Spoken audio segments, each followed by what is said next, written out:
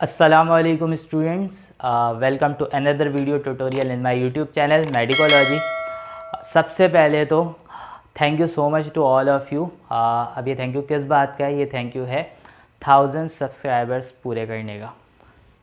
अच्छा, आज जो है आफ्टर दिस 1000 सब्सक्राइबर्स हमारी पहली वीडियो है और आज का जो हमारा टॉपिक है वो है जेनेटिक्स। सही है, जेनेटिक्स की सीरीज़ को हम बिगिन करने जा रहे हैं क्योंकि बहुत ज़्यादा इंपॉर्टेंट टॉपिक है, बहुत इंपॉर्टेंट चैप्टर है ये for aptitude point of view. इसकी वजह क्या है? अगर आप हर साल में देखो तो तकरीबन 10% क्वेश्चन जो है वो इस टॉपिक से आ रहे होते हैं। यानी अगर आपको 80 क्वेश्चंस मिलेंगे तो अगर आप 2019 का पेपर देखो तो मोर देन 10 क्वेश्चंस थे, यानी 10% से भी ज़्यादा थे। लेकिन मैंने ये एक एवरेज वैल्यू बताई है। तो अगर आप पिछले साल का पेपर उठाकर देखो तो 10 से भी ज़्यादा क्वेश्चंस इसके थे और वो सारे क्वेश्चंस बहुत ज़्यादा कॉन्सेप्चुअल थे। कॉन्सेप्चुअल होते हैं, उसको समझना पड़ता है। और सबसे ज़्यादा ज़रूरी बात ये कि 45 सेकंड्स होते हैं आपके पास एक क्वेश्चन को सॉल्व करने के लिए। अब इन 45 सेकंड में आप कैसे सॉल्व कर पाओगे इन क्वेश्चंस को? तो आज की ये जो हमारी सीरीज़ है जेनेटिक्स की, इसमें हम ये सारी चीज़ें सीखेंगे। तो 3 हिस्सों में डिपेंड करेगी, ये 3 हिस्सों पे ये सीरीज़ है कंसिस्ट करती है। पहली चीज़, हम बेसिक बातें पढ़ेंगे जेनेटिक्स के रिलेटेड, जो जनरल कॉन्सेप्ट्स हैं ये सारी चीज़ें पढ़ेंगे और जितनी बेसिक चीज़ें हैं इसकी वो पढ़ेंगे। फिर उसके बाद थियोरेटिकल बातें पढ़ेंगे जो बुक में मौजूद है, जो बुक में थियोरी मौजूद है वो सारी चीज़ें पढ़ेंगे। और उसके बाद जो है हम इसके कॉन्सेप्चुअल क्वेश्चंस को सॉल्व करेंगे और कुछ ट्रिक्स हैं मेरी जिसके ज़रिए से आप ये जेनेटिक्स को इसके क्वेश्चंस को विद इन अ मिनट आप सॉल्व कर पाओगे। सही है, आपको ख़ुद अंदाज़ा हो जाएगा कि आप इसका आंसर क्या होना चाहिए। बट यहाँ पर एक चीज़ बहुत ज़्यादा इम्पॉर्टेंट है, मैं आपको बता दूंगा कि कैसे सॉल्व करना है, लेकिन जब तक आप प्रैक्टिस नहीं करोगे आप ये चीज़ नहीं सीख सकते। तो इस वीडियो को देखने के लिए अपने साथ एक रजिस्टर और पेन ज़रूर रखो और फिर उसके बाद इस चीज़ को ये टॉपिक स्टार्ट करते हैं। तो विदाउट एनी डिले हम अपना टॉपिक स्टार्ट करते हैं। तो सबसे पहला पार्ट है इसके जनरल कॉन्सेप्ट्स। तो भाई बच्चों, सबसे पहली बात genetics. Genetics is the branch of science. सही है, ब्रांच ऑफ बायोलॉजी। अब बायोलॉजी की वो ब्रांच है जिस पे हम इनहेरिटेंस के बारे में पढ़ते हैं। अच्छा, सबसे पहले इन सारी चीज़ों को असाइड करके कुछ बेसिक बातों से स्टार्ट करते हैं। फर्स्ट ऑफ ऑल हमारे पास जो पहला टॉपिक है वो है कैरेक्टर। कैरेक्टर या इसको ट्रेट क्या मतलब होता है? कैरेक्टर या ट्रेट का क्या मतलब है? भाई बच्चों, कैरेक्टर हम किसे कहते हैं या ट्रेट किसे कहते हैं? किसी भी लिविंग ऑर्गेनिज्म की वो क्वालिटी जो उसको दूसरे ऑर्गेनिज्म से डिफरेंशिएट करे। सही है, किसी भी लिविंग ऑर्गेनिज्म की वो क्वालिटी जो उसको दूसरे से डिफरेंशिएट करे। अब इसका क्या मतलब है मैं भी आपको बताता हूँ। कैरेक्टरिस्टिक या कैरेक्टर, अब उस कैरेक्टर की जो अपीयरेंस होती है, उस कैरेक्टर की जो अपीयरेंस होती है हम उसको कहते हैं एक्सप्रेशन। उस कैरेक्टरिस्टिक्स की, उस ट्रेट की जो अपीयरेंस होती है वो क्या कहलाती है? उसकी एक्सप्रेशन कहलाती है। इसकी एग्जांपल लेते हैं, जैसे कलर एक कैरेक्टर है। फॉर एग्जांपल अगर आपके पास कुछ चीज़ें हों, जस्ट लाइक छोटे छोटे बॉल्स होते हैं वो हो। अब आपसे कहा जाए कि भाई सारे राउंड बॉल्स हैं आपके पास, आपसे कहा जाए कि इनको सेपरेट करो, उसमें डिफरेंट कलर्स हैं, तो आप कलर के बिहाफ पे उसको सेपरेट कर सकते हो, बिकॉज कलर वो चीज़ थी जिसने आपको डिफरेंशिएट करने में हेल्प की। तो बेसिकली होता ये है कि मैंने जैसे बताया कैरेक्टर क्या है? किसी भी ऑर्गेनिज्म की वो क्वालिटी जो उसको डिफरेंशिएट करे। सही है। फॉर एग्जांपल अगर हमारे there are various kinds of rose, बहुत सारे रोज़ के रोज़ प्लांट के बहुत सारी काइंड्स होते हैं, जिसमें रेड रोज़ है, वाइट रोज़ है, ब्लैक रोज़ भी होते हैं। तो हम सबको किस पे हाफ पे सेपरेट कर रहे हैं? On the basis of colour. अच्छा जी, अब एक और बात, एग्जाम्पल में हमारे पास है कलर, और कलर का रेड होना या ब्लू होना, वाइट होना, पर्पल होना, ब्लैक होना, ये उसकी एक्सप्रेशन है। Colour is the character and red is the expression. इसी तरह से हाइट इज़ द कैरेक्टर। किसी की हाइट है, अब ये कैरेक्टर है। अब उस हाइट का टॉल होना, उस हाइट का डार्क होना, ये क्या है? That is its expression. Shape is the character. Shape का राउंड होना, रिंकल्ड होना, सही है, ओवल होना, जो भी कोई XYZ कोई भी शेप हो, तो दिस इज द एक्सप्रेशन। समझ में आ रही है बात? आई डू होप यहाँ तक बात समझ में आ गई होगी। अब एक और बात, कोई भी कैरेक्टर जब पेरेंट से ऑफस्प्रिंग में ट्रांसमिट होता है, this transmission of character is called inheritance. सही है, this transmission of character is called inheritance. और अगर जो कैरेक्टर पेरेंट्स का है सेम कैरेक्टर ऑफस्प्रिंग में चला गया, this character is called heredity character. सही है, transmission of character from parents to offspring is called inheritance and this character is called heredity character. यानी कैरेक्टर जो पेरेंट्स का था वो ही ऑफस्प्रिंग में चलेगा। अगर कोई चेंज आ गया कैरेक्टर में, अगर कैरेक्टर में कोई चेंज आ गया, ट्रेट में कोई चेंज आ गया या उसकी एक्सप्रेशन में कोई चेंज आ गया, तो वो कहलाता है वेरिएशन। सही है, तो ये कहलाता है वेरिएशन। तो बेसिकली इन हेरिडिटी कैरेक्टर, वेरिएशन और उसके इनहेरिटेंस के बारे में, उनके इनहेरिटेंस की साइंटिफिक स्टडी करना इन लिविंग ऑर्गेनिज्म क्या कहलाता है? जेनेटिक्स कहलाता है। सही है, तो आपके चैप्टर का नाम भी है वेरिएशन एंड जेनेटिक्स। तो ये सारी चीज़ें हमने इस चैप्टर में पढ़नी है। अच्छा, ये तो हमने बेसिक बात की, अब हम बढ़ते हैं थोड़े से आगे की तरफ। तो भाई पहली चीज़ तो जहन में ये आती है कि अगर कोई कैरेक्टर है वो पेरेंट्स से ऑफस्प्रिंग में जा रही है, तो दिस इज कॉल्ड इनहेरिटेंस। तो कौन सी ऐसी चीज़ है जो उस कैरेक्टर को पेरेंट्स से ऑफस्प्रिंग तक लेकर जा रही है? सही है, कोई ना कोई फैक्टर तो होगा ना, and this factor is termed as genes. Genes are the basic unit of inheritance. Genes are the basic unit of inheritance. अच्छा, इसको बेसिक यूनिट ऑफ इनहेरिटेंस क्यों कहा गया है? इसको बेसिक यूनिट ऑफ इनहेरिटेंस क्यों कहा गया है, हम इसको ज़रा समझते हैं। पहले जीन को समझना ज़रूरी है। अच्छा, बेसिक यूनिट क्यों कहा गया? क्योंकि जीन ही वो मटेरियल है जो कैरी कर रहा होता है कैरेक्टर को। कैसे करता है वो समझते हैं। देखो भाई, ये क्रोमोजोम है। सही है, अब क्रोमोजोम क्या होता है? क्रोमोजोम की स्ट्रक्चर पे नहीं जा रहे हैं। क्रोमोजोम बना है डीएनए से। न्यूक्लियो प्रोटीन होता है, प्रोटीन और डीएनए कॉइल होता है प्रोटीन के अक्रॉस। तो अभी हम इसकी स्ट्रक्चर को नहीं देख रहे हैं, अभी बस इतना देखो, इतना याद रखो कि डीएनए क्रोमोजोम किससे बना है? डीएनए से बना है। और डीएनए में मौजूद है नाइट्रोजिनस बेसिस की सीक्वेंस। सही है, हमें अगर आपने डीएनए की स्ट्रक्चर, आपको डीएनए की स्ट्रक्चर पता हो, डीएनए की स्ट्रक्चर के लिए मेरे यूट्यूब चैनल पे वीडियो मौजूद है, आपको आई बटन पे लिंक मिल जाएगा, वहाँ से आप देख सकते हो। अच्छा जनाब, तो भाई अब ये डीएनए के लिए क्या मौजूद है? नाइट्रोजनस बेसिस की सीक्वेंस मौजूद है। अब एक चीज़ ज़रा याद रखना कि होता ये है कि जो नाइट्रोजनस बेसिस की वो सीक्वेंस जो किसी प्रोटीन को इनकोड करे, डीएनए में नाइट्रोजनस बेसिस की वो सीक्वेंस जो किसी प्रोटीन को इनकोड करे जिससे कोई प्रोटीन फॉर्म हो, वो कहलाता है जीन। समझ में आ रही है बात? ये एक for example, if this one is the DNA strand. अब ये डीएनए में नाइट्रोजनस बेसिस की सीक्वेंस है, adenine, guanine, cytosine, thymine, guanine, cytosine, adenine, XYZ कुछ भी है। सही है जनाब। अब क्या होगा? आरएनए इससे इनकोड करेगा, सही, जिसको ट्रांसक्रिप्शन कहते हैं। फिर वो राइबोसोम में जाएगा, उसी कोड को ट्रांसलेट करेगा और प्रोटीन बन जाएगा। तो बेसिकली वो स्पेसिफिक कोड, फॉर एग्जांपल यहाँ से यहाँ तक का एक कोड है जो कि एक प्रोटीन बना रहा है, समझ लो, सपोज कर लो। तो ये जो कोड है, अब डीएनए में तो मिलियंस ऑफ कोड होते हैं ना, तो ये जो कोड है जो एक स्पेसिफिक सीक्वेंस है नाइट्रोजनस बेसिस की जो किसी स्पेसिफिक प्रोटीन को इनकोड कर रही है, वो कहलाती है जीन। वो क्या कहलाएगा? वो कहलाएगा जीन। समझ में आ रही है बात? तो this one is called gene. अच्छा, अब ज़रा समझो कि भाई ये क्रोमोसोम है पूरा डीएनए से बना है। तो अब किसी भी क्रोमोसोम के यानी क्रोमोसोम में जो डीएनए मौजूद है उसके जस्ट पार्ट में जीन मौजूद होता है, वो कहलाता है लोकस।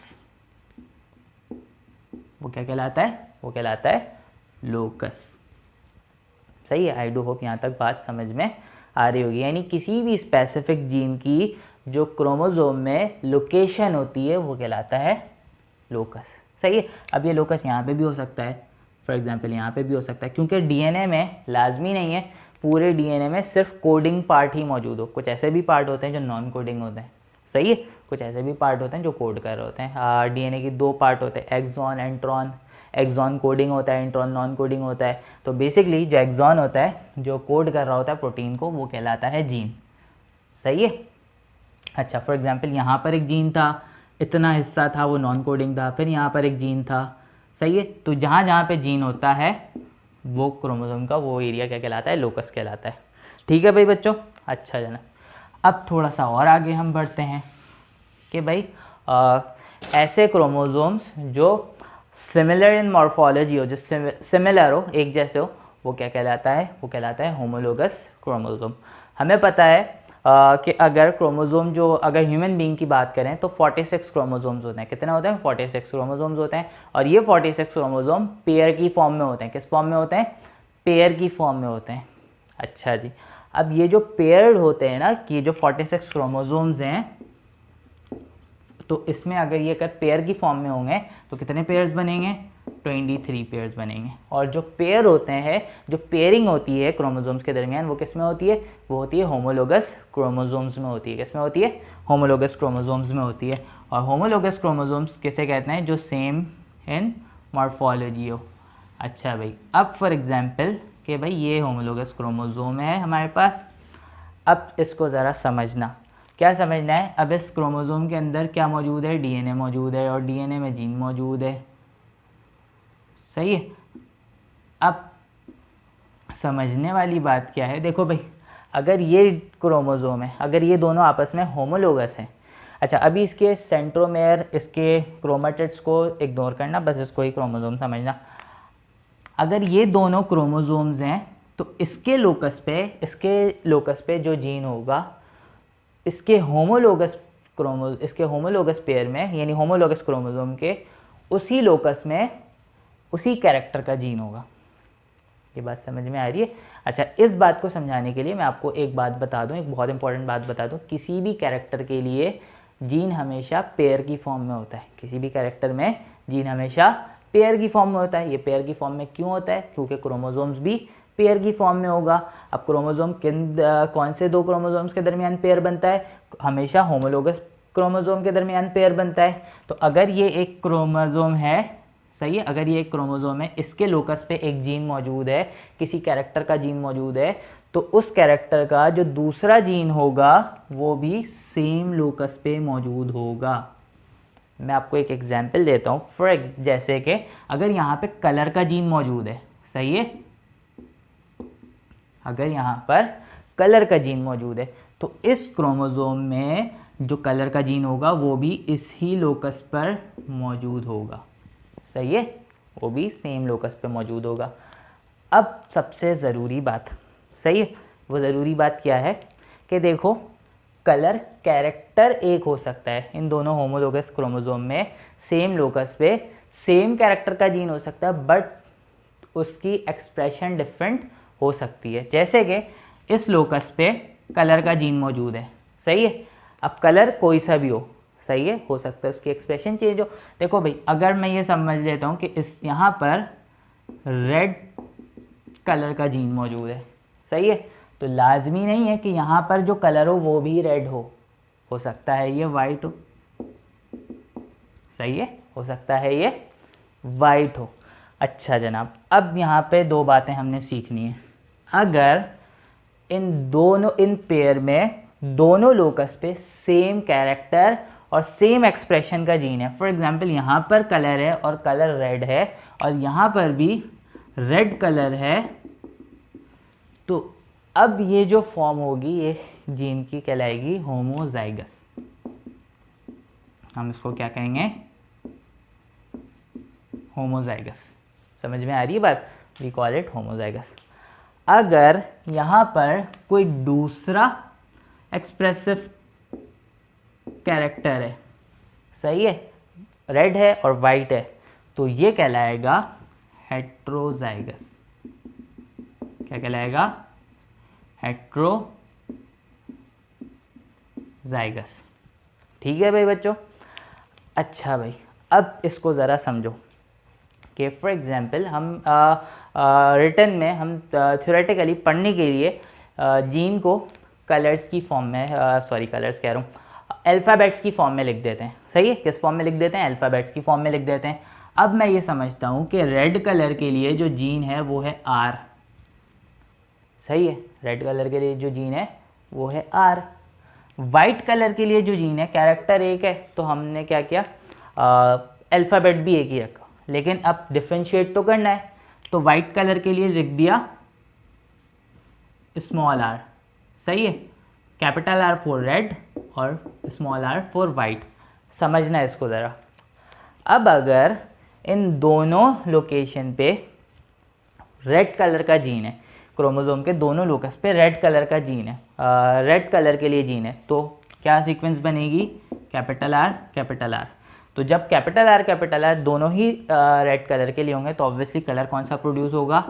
रेड प्रोड्यूस होगा। यानी अगर होमोजाइगस है, सही है, अगर ये कैरेक्टर इसमें होमोजाइगस है तो कौन सा कलर प्रोड्यूस होगा? Red colour. और अगर दोनों जगह वाइट हो तो अब भी क्या होगा? वाइट कलर प्रोड्यूस होगा। बट थिंग इज दैट कि अगर यहाँ पर एक जीन आर का हो यानी रेड का और एक जीन वाइट का हो, अगर ये हेट्रोजाइगस फॉर्म में हो, सही है, अगर ये क्रोमोसोम, अगर ये लोकस हेट्रोजाइगस फॉर्म में हो तो अब यहाँ पे कौन सा कलर प्रोड्यूस होगा? रेड होगा या वाइट होगा? तो बेसिकली जो भी कलर हेट्रोजाइगस फॉर्म में, यानी जो कैरेक्टर हेट्रोजाइगस फॉर्म में प्रोड्यूस होगा, फॉर एग्जांपल मैं यहाँ समझ लेता हूँ कि यहाँ पे रेड कलर प्रोड्यूस होगा। सही है, तो अब जो कैरेक्टर हेट्रोजाइगस फॉर्म में प्रोड्यूस हो वो कहलाता है डोमिनेंट कैरेक्टर। क्या कहलाता है? Dominant character. ठीक है भाई, जो कैरेक्टर हेट्रोजाइगस फॉर्म में, जो एक्सप्रेशन हेट्रोजाइगस फॉर्म में आ जाए वो कहलाएगा डोमिनेंट कैरेक्टर। सही है भाई बच्चों। अब देखो यहाँ पर दोनों जीन मौजूद थे, लेकिन एक जीन ने अपना कैरेक्टर, अपने आप को एक्सप्रेस किया, तो जो एक्सप्रेस कर रहा है वो कहला रहा है डोमिनेंट कैरेक्टर, और जो जीन एक्सप्रेस कर रहा है वो कहलाता है डोमिनेंट जीन। सही है, जो एक्सप्रेशन आ रही है वो कैरेक्टर क्या कहलाएगा? डोमिनेंट कैरेक्टर, और जो जीन है वो कहलाता है डोमिनेंट जीन। अच्छा जी, जो कैरेक्टर खुद को शो नहीं कर पा रहा दूसरे कैरेक्टर की मौजूदगी में वो कहलाता है रेसेसिव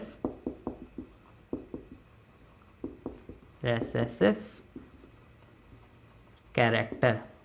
ठीक है भाई, वो क्या कहलाएगा? Recessive character. यहाँ तक बात समझ में आ गई होगी। अच्छा भाई, अब एक और बात देखो, ये दोनों है ना, ये दोनों कैरेक्टर है, एक रेड है एक वाइट है, ये दोनों कहलाएंगे कंट्रास्टिंग कैरेक्टर। क्या कहलाएंगे? Contrasting character. अच्छा भी, अभी हम इस चीज़ को डिस्कस नहीं करते। अब एक और बात, एक और बहुत ज़रूरी बात कि भाई देखो, ये दोनों ही जीन है। फॉर एग्जांपल यहाँ पर रेड का जीन है, यहाँ पे वाइट का जीन है, ये दोनों ही जीन है। सही है, ये दोनों जीन है। अब बट ये दोनों एक दूसरे के लिए क्या है? ये दोनों एक दूसरे के लिए एलील्स होंगे। ये दोनों एक दूसरे के लिए क्या होंगे? एलील्स। इसकी मैं आपको एग्जांपल देता हूँ। आप दो भाई हो, सही है, एक आप हो एक आपका भाई है, दोनों ही आप अपने फादर के लिए क्या हो? उनके सन, उनके बेटे हो। सही है, लेकिन आप दोनों आपस में क्या हो? भाई हो, ब्रदर हो। इन द सेम वे ये दोनों ही क्या हैं? ये जीन है, लेकिन ये दोनों आपस में क्या है? ऑल्टरनेटिव फॉर्म्स हैं, तो हम इसको कहते हैं एलील्स। समझ में आ रही है बात? जैसे कि ये रेड है तो this is allele for white, and ये वाइट है तो this is allele for red. समझ में आ गई बात? ये क्या कहलाता है? एलील्स कहलाता है। This is the alternative form of gene. सही है। अच्छा, आई डू होप यहाँ तक सारी बात क्लियर हो गई होगी। अच्छा भाई, डोमिनेंट कैरेक्टर समझ में आ गया, रेसेसिव कैरेक्टर समझ में आ गया, हेट्रोजाइगस समझ में आ गया, होमोजाइगस समझ में आ गया। सही है, अब हम आगे की तरफ बढ़ते हैं। अच्छा भाई, अब एक और बात, जैसे कि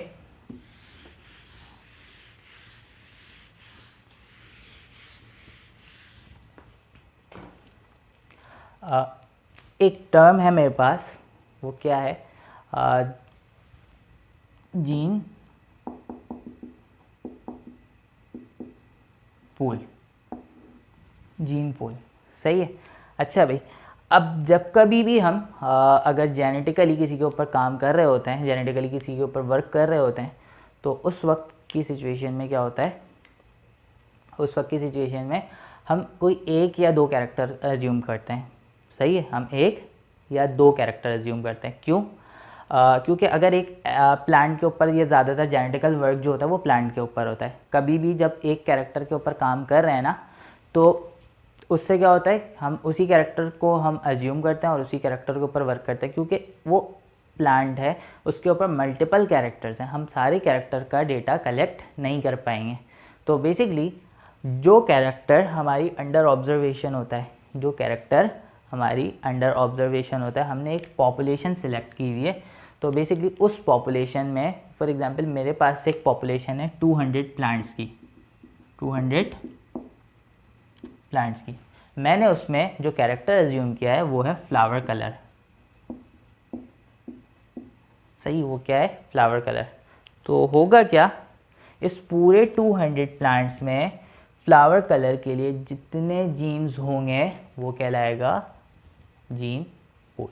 सही, the total aggregate, the aggregate of all gene for a single character in a population is called gene pool. जैसे कि भाई फ्लावर कलर है, एक character, colour is a character, और एक कैरेक्टर के लिए हमारे पास 2 जीन होते हैं। अब अगर 200 प्लांट है तो कितने जीन्स हो जाएंगे, कितने जीन होने चाहिए, एक कैरेक्टर के लिए 2 है। तो भाई एक ही कैरेक्टर हमने फ्लावर कलर लिया है और प्लांट कितने हैं, 200 हैं, तो टोटल जीन कितने होने चाहिए, 400। सही है, कितने होने चाहिए, 400। अच्छा जी, अब इसमें डोमिनेंट कैरेक्टर भी होंगे, इस पर रेसेसिव कैरेक्टर्स भी होंगे, इस पर डोमिनेंट कैरेक्टर भी होंगे, इसमें रेसेसिव कैरेक्टर भी होंगे। तो अब इस आउट ऑफ 400 जितने डोमिनेंट कैरेक्टर होते हैं या जितने रेसेसिव कैरेक्टर होते हैं, उसकी जो परसेंटेज होती है, उसकी जो फ्रीक्वेंसी होती है वो कहलाती है एलील फ्रीक्वेंसी। सही है, तो कहलाती है एलील फ्रीक्वेंसी। फॉर एग्जांपल 200 के पॉपुलेशन की प्लांट थी। अब जिसमें मैंने कलर जो किया था फ्लावर कलर, जिसमें रेड कलर डोमिनेंट था और वाइट कलर रेसेसिव था। अब भाई मैं ये समझ लेता हूँ, कुछ जो रेड कलर था वो था 300। सही है, और जो वाइट कलर के जीन्स थे वो थे, यानी रेड कलर के लिए जो जीन था वो था कैपिटल आर, तो आर की क्वांटिटी मेरे पास 300 थी, और जो स्मॉल आर था उसकी क्वांटिटी मेरे पास 100 थी। सही है, तो अब अगर इसको मैं परसेंटेज की फॉर्म में लिखूँ तो this is called allele frequency. अगर आर की बात करूँ तो कहलाएगा डोमिनेंट एलील फ्रीक्वेंसी, और अगर स्मॉल आर यानी वाइट के लिए बात करूँ तो कहलाएगा रेसेसिव एलील फ्रीक्वेंसी। सही है, आई डू होप यहाँ तक बात समझ में आ गई होगी। तो this is called gene pool. अच्छा जी, अब एक और बात, मैं आपको एक एग्जाम्पल सॉल्व करके यहाँ पर दिखाता हूँ ताकि आपको और बातें समझ में आ जाए। वो क्या एग्जाम्पल है, जैसे कि मेरे पास एक रेड फ्लावर वाइट फ्लावर की बात इसलिए कर रहा हूँ क्योंकि मैंने इसी से स्टार्ट किया है आपको, ताकि बार बार एक ही चीज़ होगी तो समझने में उसको आसानी होगी। वाइट फ्लावर, सही है। अब इसको ज़रा समझो, रेड फ्लावर के लिए जो जीन है वो है capital are capital R, white flower के लिए जो जीन है वो है स्मॉल आर स्मॉल आर। अब बेसिकली वो प्लांट्स जिनमें क्रॉस हो रहा होता है वो कहलाते हैं पेरेंटल प्लांट, या हम इसको कहते हैं फर्स्ट टाइम क्रॉस हो रहा है तो हम इसको कहेंगे P1 प्लांट। ये चीज़ें याद रखना क्योंकि MCQs में यही सारी जो वर्ड्स होते हैं ना जो कंफ्यूज कर देते हैं आपको। सही है, मैं इसको सॉल्व करना भी सिखाऊंगा। अब देखो क्या होगा, 2 जीन है रेड कलर के लिए, जब मियोसिस होगी तो दोनों आपस में सेपरेट हो जाएंगे। तो बेसिकली जब ये सेपरेट होंगे, क्योंकि क्रोमोसोम्स होमोलोगस क्रोमोसोम सेपरेट हो जाते हैं, जब होमोलोगस क्रोमोसोम आपस में सेपरेट हो जाएंगे, जब पेयर सेपरेट हो जाएगा तो जीन भी सेपरेट हो जाएंगे, जीन सेपरेट हो जाएंगे, दिस इज कॉल्ड सेग्रीगेशन। और जॉर्ज मेंडल का ये लॉ था। इससे होता क्या है, जब सेपरेट हो जाते हैं तो जो ऑफ स्प्रिंग आती है यानी जो प्रोजेनी आती है उसमें आधे जीन की जो क्वांटिटी होती है वो मेल पेरेंट से यानी फादर से मिलती है, और आधे जीन की जो क्वांटिटी होती है वो फीमेल पेरेंट से यानी मदर से मिलती है। तो इस तरह से दोनों से हाफ ऑफ कैरेक्टर मिलता है प्लांट को। तो ये जो लॉ था ये कहलाता है लॉ ऑफ सेग्रीगेशन। सही है। अच्छा जी, अब देखो भाई, हुआ ये कि जब मियोसिस हो गई तो ये जो है ये दोनों आर आपस में सेपरेट हो गए। अब क्या होगा, अब जब इनमें क्या होगा, अब जब इनमें फर्टिलाइजेशन होगी तो अब यहाँ पे कोई श्योरिटी नहीं है, ये जो जीन है ये इससे भी फर्टिलाइज हो सकता है, ये इससे भी फर्टिलाइज, रिजल्ट भले एक ही आएगा लेकिन आपने इसको समझना है। तो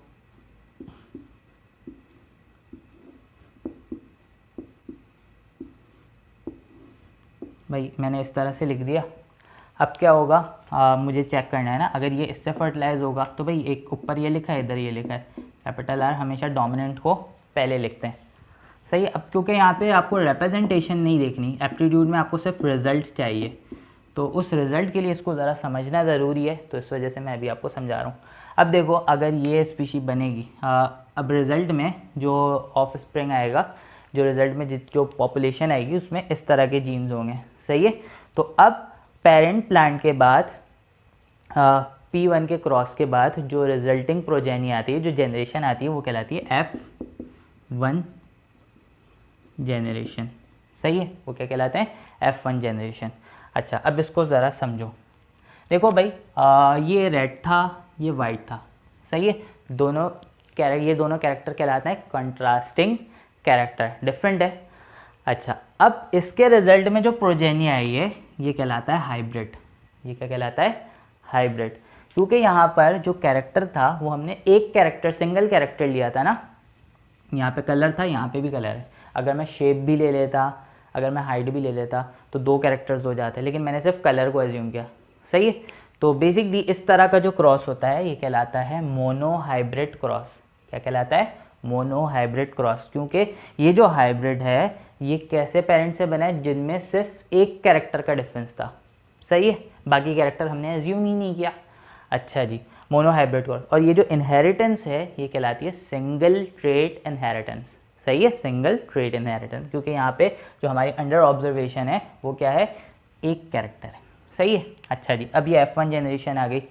अच्छा, कुछ MCQs ऐसे भी आते हैं, कुछ थ्योरेटिकल MCQs भी आते हैं। अब देखो फॉर एग्जांपल, जैसे कि अब ये जो प्लांट बने हैं ना, अगर मैं इसको देखूं, ये सारे के सारे किस कलर के होंगे, रेड कलर के होंगे, क्योंकि रेड इज़ द डोमिनेंट। तो रेड कलर के होंगे और डोमिनेंट कैरेक्टर हमेशा हेट्रोजाइगस फॉर्म में खुद को शो करता है, तो सारे रेड है। सही है। तो जो ये रेड कलर है, अब अगर मैं ये समझता हूँ कि ये इनमें दोबारा से फर्टिलाइजेशन होती है। सही, जस्ट लाइक दैट, ये रेड कलर है, ये रेड फ्लावर है। सही है। और फिर उसके बाद मैं इसको रिमूव कर देता हूँ। There is another red flower.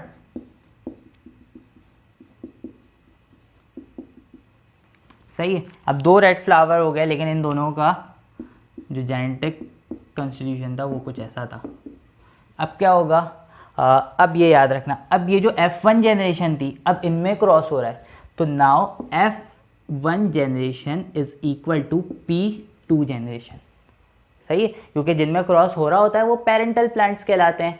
सही है। और ये जो पेरेंटल प्लांट किसके हैं, ये P1 के F1 जनरेशन है। तो P1 is equal to F1 generation, ये P2 is equal to F1 generation. ये याद रखना, ये थ्योरेटिकल MCQs में पूछा जा चुका है पहले भी। अब जब इनमें सेपरेशन होगी तो ये R अलग हो गया और ये स्मॉल r अलग हो गया। सही है। मैं बहुत आसान अल्फाज में बता रहा हूँ ताकि आपको चीज़ें अच्छी तरह से समझ में आ जाए। अब देखो, अब क्या होगा, जब इनमें क्रॉस होगा तो रिज़ल्ट में क्या आएगा, मैंने एक तरफ कैपिटल R स्मॉल r लिख दिया, फिर एक तरफ कैपिटल R स्मॉल r लिख दिया। सही है भाई। अब अगर इसके रिज़ल्ट देखो तो यहाँ पे क्या आएगा, capital R capital R capital R small r capital R small r small r small r। अब अगर इसको चेक करें तो देखो भाई, कैपिटल R है रेड, कैपिटल R है रेड, कैपिटल R है रेड, स्मॉल r है, दिस इज़ वाइट। सही है। तो अब अगर हम यहाँ पर देखें तो यहाँ पे प्रोबेबिलिटी क्या थी, 3 रेड और 1 वाइट। सही है। तो ये रेशो है, ये कहलाता है फिनोटाइप। फिनोटिपिकल रेशियो। फिनोटाइप बेसिकली क्या होता है, जो फिजिकल अपीयरेंस होती है, जो देखने में हम कलर देखेंगे तो देख के क्या लगेगा कि भाई 3 रेड फ्लावर की प्रोबेबिलिटी है और एक जो है वो वाइट फ्लावर की है, यानी 75 यानी ऑलमोस्ट जो है थर्ड पार्ट जो है थर्ड आउट ऑफ फोर्थ यानी 75% जो है वो रेड की प्रोबेबिलिटी है और 25 जो है वो वाइट की है। सही, तो 3:1। बट अगर हम इसकी जेनेटिक कॉन्स्टिट्यूशन को देखें तो भाई ये जो है रेड है ये होमोजाइगस है, होमोजाइगस डोमिनेंट है, और ये हेट्रोजाइगस डोमिनेंट है। तो 2 हेट्रोजाइगस डोमिनेंट यानी 25% homozygous dominant, 50% homozygous heterozygous dominant और एक होमोजाइगस रेसेसिव। अब रेशियो अलग आ रहा है। ये किस चीज़ का रेशियो है, ये जेनेटिक कॉन्स्टिट्यूशन का रेशियो है। किसका रेशियो है, जेनेटिक कॉन्स्टिट्यूशन का रेशियो है। तो भाई इस तरह के जो रेशियोज होते हैं ये कहलाते हैं जीनोटाइप। जो फिजिकल अपीयरेंस होती है वो कहलाता है फिनोटाइप, और जो जेनेटिक कॉन्स्टिट्यूशन होती है वो कहलाता है जीनोटाइप। ठीक है भाई, फिनोटाइप और जीनोटाइप। आई डू होप यहाँ तक बात आपको समझ में आ गई होगी। सही है भाई बच्चों, यहाँ तक कोई प्रॉब्लम नहीं है। अच्छा जन, आज की वीडियो को हम यहाँ पर एंड करते हैं। बेसिक चीज़ें पढ़ाई आज मैंने, जनरल बातें की हैं।